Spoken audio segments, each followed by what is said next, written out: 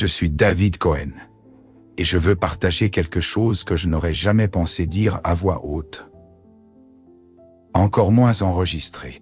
Le 19 octobre 2022, ma vie a changé à jamais lors de ce qui était censé être une peine. Randonnée habituelle dans l'après-midi, dans les collines de Gédéon, à l'extérieur de Modien, à l'ouest de Jérusalem. J'étais avec mon groupe de jeunes, des amis que je connais depuis l'enfance. Nous rions, prenions des photos et plaisantions comme si c'était juste une autre aventure.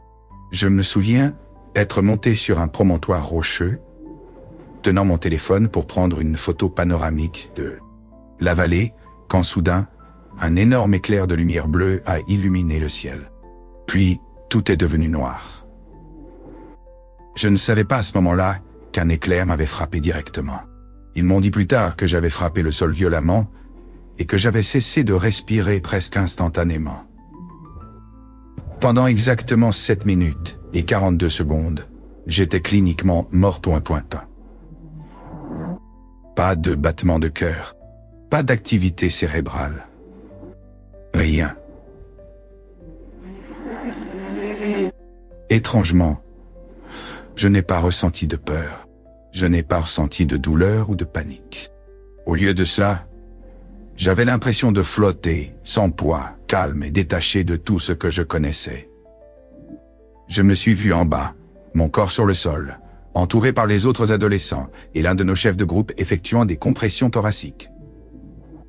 Leurs visages étaient paniqués et criaient, mais je ne pouvais pas les entendre. J'avais l'impression de m'éloigner de la scène, presque comme si quelqu'un me portait vers le haut. Puis, j'ai vu un tunnel incroyable, fait de lumière. Il n'était pas fait de verre ou de pierre, mais de quelque chose de vivant, comme de l'eau qui coule faite de lumière, douce et bleue et lumineuse. J'ai tendu la main pour le toucher, et quand je l'ai fait, j'ai ressenti quelque chose me traverser. Pas de l'électricité cette fois, mais de l'amour, un amour chaud, accablant, indescriptible. Au bout du tunnel, il y avait quelque chose d'encore plus incroyable. C'était un jardin, non plus qu'un jardin. C'était comme si le paradis fleurissait autour de moi. Des fleurs avec des couleurs que je n'avais jamais vues sur Terre, de l'air qui portait de l'action et des arbres qui répondaient au vent par des chants. J'étais entouré de paix, et je savais au plus profond de mon âme que je ne rêvais pas. Puis je l'ai vu. Un homme se tenait près d'un ruisseau, me regardant droit dans les yeux. Bien que je ne l'ai jamais vu dans la vie réelle, je savais instantanément que c'était Jésus. Mais il ne ressemblait à aucune image que j'avais vue dans les manuels ou l'art peint et un chant. Ses yeux n'étaient pas juste des yeux, c'étaient des galaxies. Et quand il a dit « Mon nom, David », j'ai senti que tout mon corps et mon esprit étaient embrassés par un amour si personnel, si profond, qu'il m'a donné envie de pleurer. Il m'a souri, et ce n'était pas le genre de sourire que l'on voit quand quelqu'un essaie d'être poli. C'était un sourire qui portait le poids de l'univers. Comme s'il savait tout ce que j'avais jamais pensé, chaque douleur que j'avais jamais enfouie, et m'aimait encore sans hésitation. Je n'ai pas parlé avec ma bouche, mais d'une manière ou d'une autre j'ai pensé, mais je suis juif. Pourquoi est-ce que je te vois? C'était la seule chose qui avait du sens à demander. Et il a ri, pas d'une manière moqueuse, mais comme de la musique, comme des carillons dans la brise d'été. Il a dit, David, j'ai été avec toi toute ta vie. Et au moment où il a dit cela, je me suis souvenu de choses. Des moments où je me suis senti protégé. Des moments où j'aurais dû être blessé ou perdu. Mais je ne l'étais pas. Je n'ai pas seulement entendu ces mots, je les connaissais. Je savais qu'il veillait sur moi depuis que j'avais pris mon premier souffle. Il a tendu la main vers moi et a dit « Viens, il y a des choses que je dois te montrer. » Et juste comme ça, le jardin a disparu. Et nous étions debout au bord d'une montagne, plus haute que tout ce que j'avais jamais vu. Devant nous, la terre d'Israël s'étendait comme une peinture, dorée et lumineuse avec un pouls comme un battement de cœur. Elle semblait vivante. Jésus regardait au loin et a dit « C'est ma terre, la terre que j'ai parcourue, la terre où mon cœur bat encore. » C'était comme s'il ne parlait pas seulement de l'histoire. Il parlait de maintenant. J'ai vu les collines, les villes, les gens. Quand la lumière autour de la terre a commencé à s'estomper, et que des nuages ont commencé à tourbillonner au-dessus de Jérusalem, j'ai regardé le ciel devenir de plus en plus sombre. Des armées ont commencé à se rassembler près de la ville, leurs armes pointées, leurs visages remplis de haine. Les gens couraient, criaient, cherchaient un abri. Je pouvais voir des dirigeants de différentes nations regarder de loin ne faisant rien. Certains d'entre eux avaient autrefois promis de protéger Israël, mais maintenant ils détournaient le regard. Jésus s'est tourné vers moi et a dit « Un temps de grande épreuve arrive pour cette terre. Beaucoup de ceux qui prétendent être des alliés reculeront. Beaucoup l'abandonneront. » Sa voix était calme, mais il y avait une profonde tristesse en elle. Mon peuple souffrira, mais je ne les ai pas oubliés. La scène semblait si réelle, comme si j'étais là. Je pouvais ressentir la peur, la pression, la trahison, mais aussi quelque chose de plus profond, comme si l'espoir se cachait juste sous cette tempête. Puis la vision a encore changé. J'ai vu le drapeau américain fané et déchiré, flottant au milieu d'une grande foule. Les gens criaient et se disputaient, et au milieu de tout cela, semblant fatigué mais imperturbable, se tenait le président Trump. Jésus a dit « Cet homme a été choisi pour ce temps, pas parce qu'il est parfait, il est loin d'être parfait, mais parce qu'il n'abandonnera pas mon peuple quand le monde lui tournera le dos. » Je ne savais pas quoi dire. Ma famille n'aimait pas Trump. La plupart des gens que je connaissais le trouvaient bruyant et diviseur.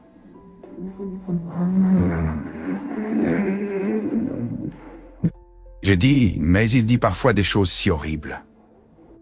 Comment peut-il être choisi? Jésus m'a regardé avec tristesse et a dit, « Je ne choisis pas comme les hommes choisissent. Je regarde le cœur, et quand le monde s'aligne contre Israël, il restera ferme. C'est pourquoi il est ici en ce moment. » Après cela, tout a encore changé, et soudain nous étions de retour à Jérusalem, mais ce n'était pas comme je l'avais jamais vu auparavant. Il y avait des gens partout, rassemblés autour du mur occidental, le Kotel. Mais ce n'était pas seulement des Juifs. Il y avait des chrétiens, des musulmans, des gens dans toutes sortes de vêtements différents de pays que je ne pouvais même pas nommer, mais ils ne se battaient pas. Ils ne se disputaient pas. Ils priaient ensemble. Certains étaient debout. Certains pleuraient. Certains chantaient. Et il y avait ce puissant sentiment de paix, comme si quelque chose de sacré les unissait tous. Jésus s'est tourné vers moi et a dit « Cela aussi arrive. Après les ténèbres, il y aura une nouvelle aube. Beaucoup commenceront à comprendre qu'ils ont appelé le même Dieu, même s'ils ont utilisé des noms différents. » Les larmes ont commencé à couler de mes yeux à ce moment-là. Je ne regardais pas seulement l'histoire, je voyais l'avenir. Un avenir où la paix n'était pas imposée par la politique, mais née de la vérité. Quand cela arrivera-t-il? Je lui ai demandé. Il m'a regardé, pas avec une date ou un calendrier, mais avec douceur. Plus tôt que beaucoup ne le pensent, a-t-il dit, mais pas aussi tôt que certains l'espèrent. Le chemin n'est pas facile. Mon peuple, à la fois ceux qui me suivent maintenant et ceux qui m'attendent encore, doit marcher sur un chemin de courage. Ses paroles avaient de la profondeur. Je pouvais sentir qu'il ne parlait pas seulement des gouvernements ou des dirigeants. Il parlait des gens ordinaires, des familles, des mères, des pères, des enfants, des gens comme moi. Puis son visage est devenu sérieux, comme s'il avait besoin de me mettre en garde. Il y a autre chose que tu dois comprendre. Il a dit, le dirigeant d'Israël, un homme qui n'est pas encore au pouvoir se lèvera bientôt. Et quand il le fera, il aura un choix entre la peur et la foi. Et puis je l'ai vu, une grande table en bois dans une immense salle, entourée d'hommes et de femmes puissants. Assis au centre se trouvait un homme que je ne reconnaissais pas. Mais d'une manière ou d'une autre, je savais qu'il serait le premier ministre d'Israël. Il avait l'air épuisé.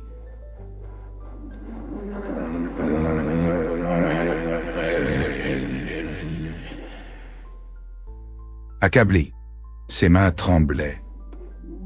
Il était entouré de dirigeants mondiaux l'exhortant à conclure un accord un accord de paix. Mais Jésus a chuchoté. Ils lui diront de diviser la terre. Mais il n'y a pas de vraie paix en divisant ce que j'ai rendu entier. Je voulais parler, poser plus de questions, mais j'étais submergé. Mon cœur battait la chamade. Comment pourrais-je me souvenir de tout cela? Comment pourrais-je l'expliquer à quelqu'un? Mais avant même que j'aie la chance d'exprimer la peur, Jésus m'a regardé droit dans les yeux et a dit « N'aie pas peur. Tu n'as pas besoin de te souvenir de tout maintenant. Quand le moment viendra, mon esprit te rappellera les mots. » Sa voix était si réconfortante, si stable. Cela ne ressemblait pas à de la pression. Cela ressemblait à une promesse. Je savais à ce moment-là que j'avais une mission, que ce n'était pas seulement quelque chose que j'avais vu pour moi-même. C'était quelque chose que je devais partager. Dès qu'il a dit ces mots, j'ai senti quelque chose me tirer en arrière. C'était comme être doucement emporté par un courant, mais c'était plus fort que tout ce que je pouvais résister. Je ne voulais pas partir. Je me suis tourné vers Jésus, suppliant. « S'il te plaît, laisse-moi rester. Je me sens plus vivant ici que je ne l'ai jamais été là-bas. » La douleur, la confusion, la peur du monde, tout cela avait disparu dans cet endroit.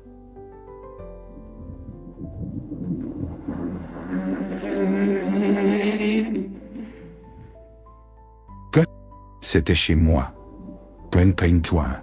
C'était la sécurité. Puis, il s'est avancé vers moi, a posé ses mains sur mes épaules. Et j'ai ressenti quelque chose, comme du feu et de l'eau, traverser toute ma poitrine. Ta famille a besoin de toi. Il a dit, Israël a besoin de ton témoignage. Ce n'est pas un adieu. Je suis avec toi toujours, même jusqu'à la fin des temps. J'ai regardé dans ses yeux une dernière fois. Ils ne m'ont pas seulement montré de l'amour. Ils m'ont montré la vérité. Et puis il a dit quelque chose que je n'oublierai jamais. Sa voix a résonné tout autour de moi, même s'il l'a à peine chuchoté. Dis-leur que je viens bientôt. Pas comme un bébé cette fois, mais comme un roi. Et juste comme ça, j'étais tiré en arrière à travers le tunnel. Les couleurs se sont estompées, la musique s'est évanouie. Et tout est devenu sombre. Puis, tout à coup, j'ai entendu des voix, de vraies voix criant mon nom, disant « Il est de retour, il respire ». Mes yeux se sont ouverts d'un coup. La douleur a traversé mon corps. Avant de continuer, juste une demande. Veuillez vous abonner à notre chaîne. Cela nous aide vraiment à continuer. J'étais immobilisé et pouvais à peine respirer, mais j'étais vivant. Je me suis retrouvé dans une ambulance, entouré de secouristes. L'un a placé un masque à oxygène sur mon visage, tandis qu'un autre appliquait une pression sur ma poitrine. La douleur était atroce, comme si tout mon torse avait été déchiré. Avant de continuer, juste une demande, abonne-toi à notre chaîne. Ça nous aide beaucoup à continuer. Plus tard, j'ai appris que la foudre avait laissé une cicatrice massive sur mon corps, ressemblant à un arbre brûlé dans ma peau, connu sous le nom d'arbre de foudre. Les médecins ont dit que j'aurais dû mourir, et ne pouvaient pas expliquer comment j'avais survécu. Surtout avec le courant traversant mon cœur. Mais je me souvenais de chaque instant. Bien que je pouvais à peine murmurer, la première chose que j'ai dite était que j'avais vu Jésus. Mes parents sont arrivés à l'hôpital cette nuit-là. Ma mère pleurait de manière incontrôlable, me tenant la main fermement. Mon père se tenait là, pâle, regardant les machines, essayant de comprendre ce qui s'était passé.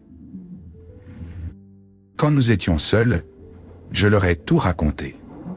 Ma mère est restée silencieuse, me tenant simplement et pleurant. Mon père secouait la tête, suggérant que c'était mon cerveau qui créait des choses, que les hallucinations de mort imminente sont normales, et que les croyances ne changent pas à cause d'expériences émotionnelles. Mais ce n'était pas émotionnel, c'était réel. J'avais rencontré le Messie, et il connaissait mon nom. En rentrant chez moi de l'hôpital, tout semblait différent. Les murs de ma chambre étaient les mêmes. La rue à l'extérieur a changé. Mais j'étais différent. Je m'asseyais tranquillement la nuit, regardant le plafond, rejouant tout ce que j'avais vu. Je n'avais plus peur de la mort, mais j'étais très conscient de la fragilité de la vie et de la rapidité avec laquelle elle peut se terminer. Mon corps me faisait mal. Certains jours, je pouvais à peine marcher sans que la douleur ne traverse ma poitrine et descende sur mon côté gauche. Les médecins ont averti d'un potentiel dommage cardiaque à long terme, mais je m'en fichais. J'avais reçu une seconde chance, pas pour moi-même, mais pour partager cette histoire. Quand je suis retourné à l'école, la nouvelle s'était répandue. Certains enfants me traitaient comme si j'étais radioactif, comme si j'étais devenu fou. D'autres demandaient discrètement ce qui s'était vraiment passé. Certains enfants chrétiens m'invitaient à m'asseoir avec eux à déjeuner, excités et pleins d'espoir, me croyant plus que je ne l'avais prévu. Mais les étudiants juifs, beaucoup ne l'ont pas bien pris. Certains m'ont traité de menteur, d'autres murmuraient que j'étais un traître. Entendre mon nom dans des tons feutrés faisait plus mal que je ne l'avais anticipé. Pas parce que j'avais besoin de leur accord, mais parce que je les aimais toujours et que j'étais pour d'eau, et à Boursan de Montedo, et que je l'en disais au billet tout jaune. Voulez qu'ils sachent ce que je savais maintenant. Que Jésus n'est pas seulement pour les chrétiens. Il est venu pour nous tous. Au fil des semaines, le monde extérieur a commencé à ressembler à ce que j'avais vu. Les reportages étaient remplis de tensions au Moyen-Orient. Israël faisait face à des menaces sur plusieurs frontières, et des pays qui nous soutenaient autrefois s'éloignaient ou nous condamnaient publiquement. C'était exactement ce que Jésus m'avait montré, jusqu'au timing. Ce qui m'a le plus choqué, c'était de voir le président Trump prendre position quand personne d'autre ne le ferait. Il faisait face à la pression, aux critiques et aux moqueries, mais ne fléchissait pas. Il se levait pour Israël quand ce n'était pas populaire, même quand ses conseillers le déconseillaient. C'est alors que mon père a commencé à faire une pause. Un soir au dîner, après avoir vu un autre titre de nouvelles, il a dit tranquillement, peut-être, il y a quelque chose dans ce que tu as vu après tout. Maintenant je vis dans cet étrange espace intermédiaire. Je suis toujours juif. J'allume toujours les bougies de Shabbat avec ma mère tous les vendredis soirs. J'étudie toujours la Torah et respecte les traditions de mon peuple. Mais maintenant, je sais quelque chose que je ne savais pas avant. Je sais que le Messie est déjà venu, et son nom est Jésus, Yeshua. Il aime Israël, non seulement comme une terre, mais comme un peuple, férocement, protectivement, profondément. Et il revient. Je ne sais pas quand ni à quelle vitesse, mais je l'ai vu, je l'ai ressenti. Et on m'a dit de le dire, parce que le temps qu'il nous reste est plus court que la plupart ne le pensent. Chaque jour, je me réveille avec un sens du but que je n'avais jamais eu auparavant. Pas parce que j'ai tout compris, j'ai encore des questions, mais je ne vis plus pour les mêmes choses. Je ne cherche plus l'approbation, ni ne m'inquiète de ce que les gens pensent de moi comme avant. Comment pourrais-je, après tout ce que j'ai vu? J'ai été en présence du Messie.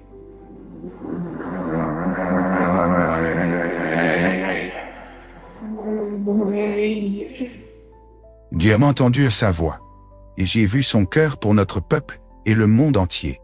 Je porte ce poids maintenant, non pas lourdement, mais sacrément.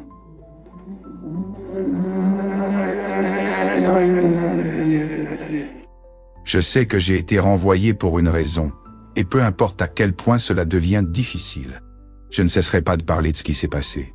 Si vous avez écouté jusqu'ici, ce n'est pas par accident.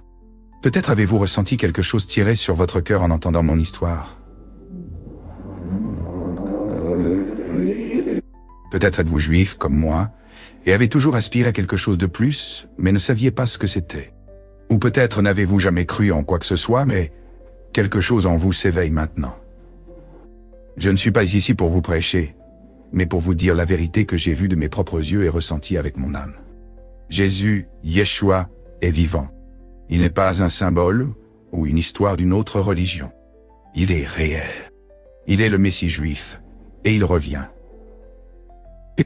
Il ne m'a pas renvoyé pour effrayer les gens, mais pour les avertir et les aimer.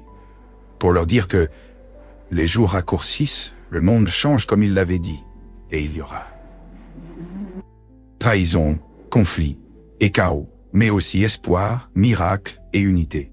Il m'a montré un avenir où des gens de chaque nation et foi se rassemblent, non pas à cause de la politique, ou de la religion, mais parce qu'ils reconnaissent enfin la vérité sur qui il est. Je crois que nous nous dirigeons vers ce jour, mais nous avons chacun un choix à faire. En ce moment, aujourd'hui, qui allez-vous servir? En qui allez-vous faire confiance, le monde ou celui qui l'a créé? Avant de partir, je veux vous demander quelque chose, non pas en tant que prédicateur ou prophète, mais en tant que quelqu'un qui a été quelque part où la plupart n'ont pas été. Si cette histoire a remué quelque chose en vous, si même une petite partie de vous a senti que cela pourrait être vrai, ne l'ignorez pas. Ne le balayez pas et passez à autre chose. Prenez un moment. Asseyez-vous en silence. Demandez à Dieu de vous montrer la vérité par vous-même. Et si vous êtes prêt, si vous voulez donner votre cœur à celui qui connaît votre nom, qui vous a formé, qui est mort pour vous, et qui revient en tant que roi, alors parlez-lui simplement. En ce moment où que vous soyez, il écoute. Merci d'avoir écouté mon histoire. Je ne sais pas combien de temps il me reste. Aucun de nous ne le sait. Mais tant que je respire, je continuerai à partager ce que j'ai vu, parce que Jésus ne m'a pas sauvé juste pour moi. Il m'a renvoyé pour vous. Si cette histoire a signifié quelque chose pour vous, s'il vous plaît, ne la laissez pas s'arrêter ici. Partagez-la avec quelqu'un qui a besoin de l'entendre. Vous ne savez jamais quel cœur pourrait être changé juste en entendant ce qu'il m'a montré. Jusqu'à la prochaine fois, restez éveillés. Restez prêts. Il revient bientôt. Ce moment où j'ai dit au revoir à Jésus et suis revenu dans ce monde résonne encore dans mon cœur chaque jour. Je me réveille et c'est la première chose à laquelle je pense. Pas parce que j'ai peur de ce que j'ai vu, mais parce que je suis émerveillé d'avoir même survécu. Je ne devrais pas être ici. J'étais cliniquement mort pendant plus de 7 minutes. Personne ne s'attendait à ce que je vive, encore moins à ce que je sorte de cet hôpital et raconte cette histoire. Mais Dieu avait d'autres plans-ci. Il voulait que je rapporte quelque chose avec moi, quelque chose d'éternel. Et même maintenant je le sens parfois me rappeler, comme un murmure dans mon esprit. N'oublie pas. Dis-le. C'est pourquoi je fais cela. Pas pour des vues ou de l'attention, mais parce que j'ai vu quelque chose de trop puissant pour le garder pour moi. Je me fiche que les gens me traitent de fou ou essaient de le réfuter avec la science ou de le rejeter comme de l'imagination. Je sais ce que j'ai vécu, je connais le regard dans ses yeux. Je connais le poids de ses mots quand il a dit « J'ai été avec toi toute ta vie ». Cette phrase a brisé quelque chose en moi. Elle m'a fait réaliser à quel point j'avais été aveugle. Toutes les fois où je me suis senti seul, perdu, confus, même les moments où j'ai douté de ma propre foi, il était là, regardant, protégeant, attendant. Pas une seule fois, il ne m'a tourné le dos même quand je ne croyais pas en lui. Et maintenant, je veux juste que vous sachiez qu'il a été avec vous aussi, chaque seconde de votre vie. Vous luttez peut-être en ce moment. Peut-être que votre vie ressemble à un gâchis. Peut-être que votre cœur est engourdi ou que votre esprit est brisé. Je comprends. J'ai été là. J'ai vécu une vie où la tradition était tout, où les questions étaient mal vues, et où Jésus était un nom que vous ne disiez pas à moins que vous ne vous disputiez contre lui. Mais ensuite, je suis mort. Et dans ces quelques minutes, entre cette vie et la suivante, tout a changé. Il n'est pas venu à moi avec colère ou jugement. Il est venu avec amour, vérité et paix si forte qu'elle a fait fondre toute ma peur. Et s'il est venu à moi, il viendra absolument à vous maintenant, là où vous êtes. Donc si vous êtes arrivé jusqu'ici, je veux vous remercier de tout mon cœur. Vous n'avez pas seulement entendu une histoire. Vous avez reçu une vérité divine. S'il vous plaît, ne laissez pas cela se terminer ici. Partagez ce témoignage avec quelqu'un qui vous tient à cœur. Laissez un commentaire si quelque chose a résonné en vous. Si vous êtes prêt à découvrir plus sur Jésus, le Messie juif qui tient Israël dans ses mains et le monde dans son cœur, abonnez-vous à cette chaîne. Nous partageons de vraies histoires de personnes comme moi qui ont traversé le voile et sont revenus pour partager leurs expériences. Mon nom est David Cohen. Je suis mort. J'ai rencontré Jésus. Et il m'a dit de vous dire, il revient bientôt.